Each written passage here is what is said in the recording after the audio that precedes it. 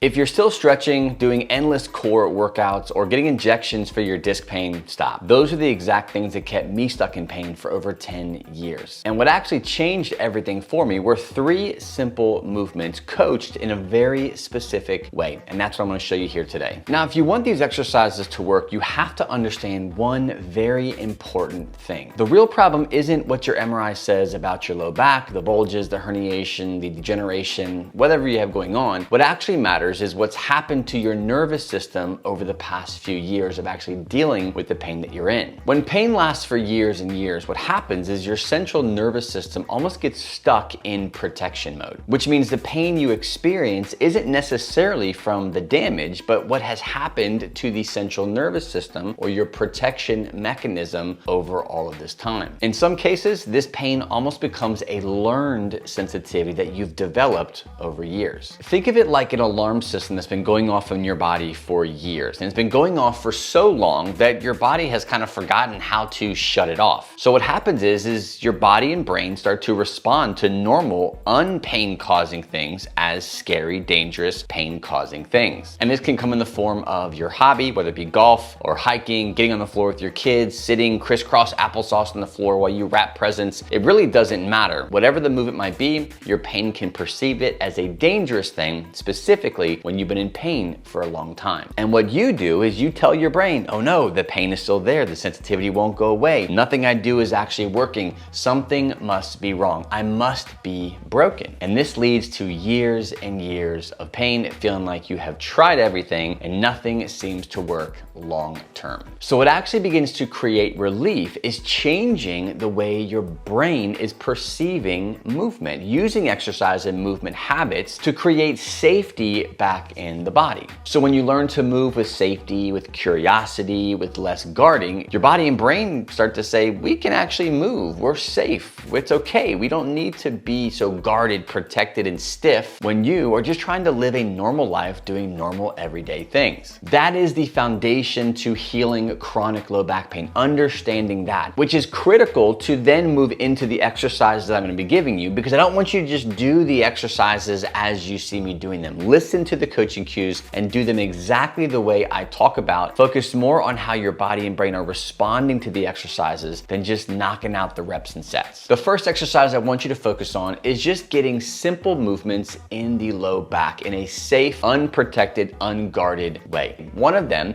is simply laying in the fetal position. This is a position where your central nervous system says, hey, I'm safe, I'm okay, nothing's going on, I'm not supporting my body, I'm not running, walking, or loading my body. It's a very safe place to start. Now, when you're in here, spend at least 1 to 2 minutes just simply deep breathing and allowing these back muscles to actually relax. From there, you can experiment with different types of movement. Maybe that is bringing one leg to your chest. Maybe it's bringing both knees to your chest. Again, we're not doing this to stretch. We're not doing this to push through pain. We're simply showing, the goal of these exercises is to show our brain and body that we can flex our spine and not cause danger threats. So you may not be able to bring both knees up to your chest. You may be able to just bring one leg. You might just do front to back kicks while on your side. You'll see me here. As I'm going forward, my knee is coming towards my chest, and then I go back in almost into a gentle extension. This may or may not work for you. Again, the goal here is to just start in a safe position, fetal position, on your back, on your stomach, and taking your low back through slow,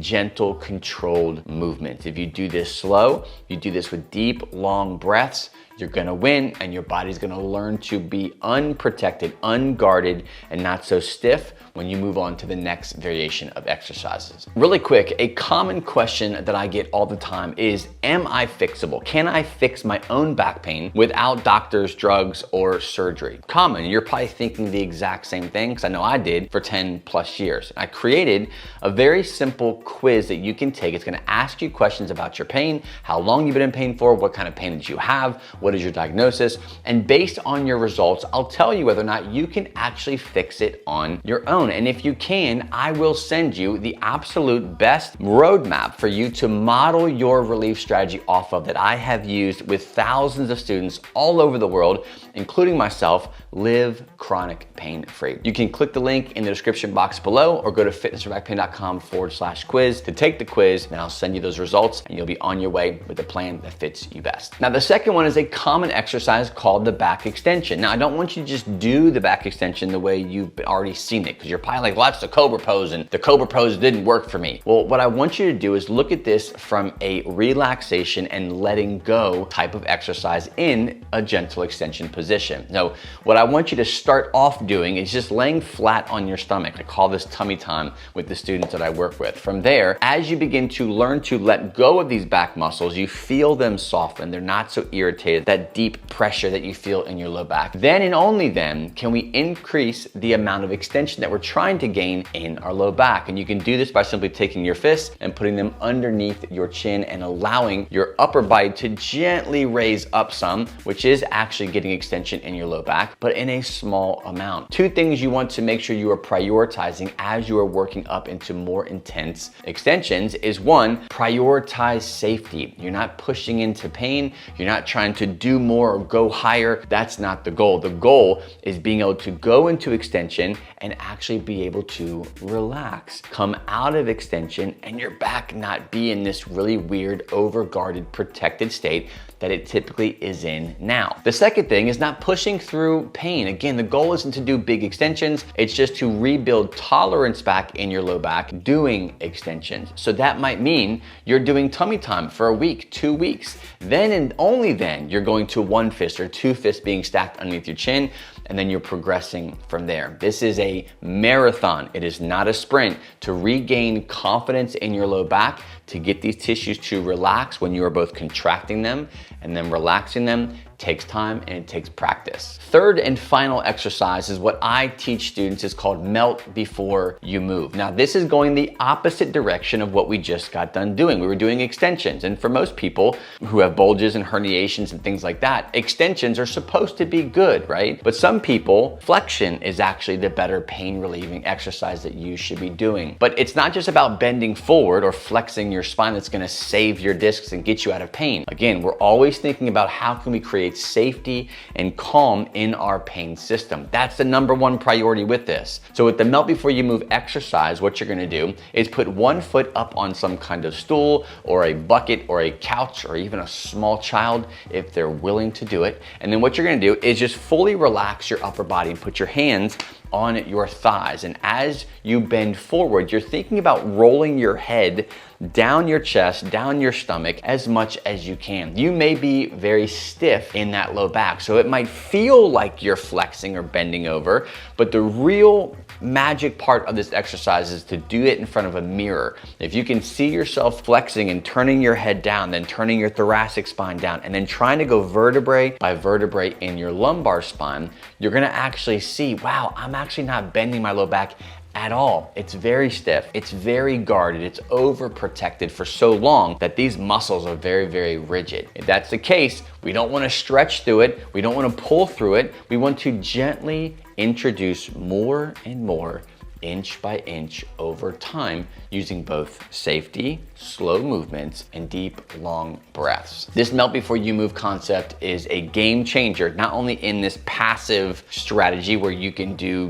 1 to 3 sets of 8 to 10 melts or roll downs, whatever you want to do, but you can also apply this concept of relaxing before I move in your everyday life. So you go from guarded, stiff, tense, protected to letting go and allowing these muscles to contract, but then also relax. That is the number one thing. When you're in pain and your central nervous system is sensitized, you contract and then you come back up and these muscles stay contracted. It may not be a big muscle spasm, that's like worst case scenario, but there is a gentle tone to these muscles that become a restriction. So bending, twisting, lifting, all these things become problematic. They become flare-up drivers, and then you lose the ability to move your body the way God created it to move. Now, some of this central nervous system sensitivity and overprotective, sensitive pain system stuff, all that might be very new to you. And it's very common because most people who are in pain searching for results, they're looking for the exercise, the stretch, like the magic routine or formula that's gonna take away all their fear of bending and twisting and moving and causing more flare-ups. And truth be told, there is no specific exercise that actually does that. It's an approach to chronic pain that focuses primarily on the central nervous system first, and then moves into exercise and tolerance building and resilience building more strategically. This is what I do with students all over the world every single day. If you feel like you're at a point where all the normal stuff that you've been doing isn't working, you become more fearful, you're very guarded, you're afraid to bend, twist, lift, you're giving all the things over to your spouse to do because you're afraid to do them, or you've given up all of your hobbies because your hobbies trigger flare-ups. If that is you and you're looking to get unstuck, you're looking to learn how to solve this for yourself, you can book a free relief strategy call with me. You can go to fitnessforbackpain.com/apply or go into the link in the description box of this video. There'll be a link there where you can actually fill out an application, submit it, I will review it personally and see whether or not what we do can actually help you. This is for people who are fed up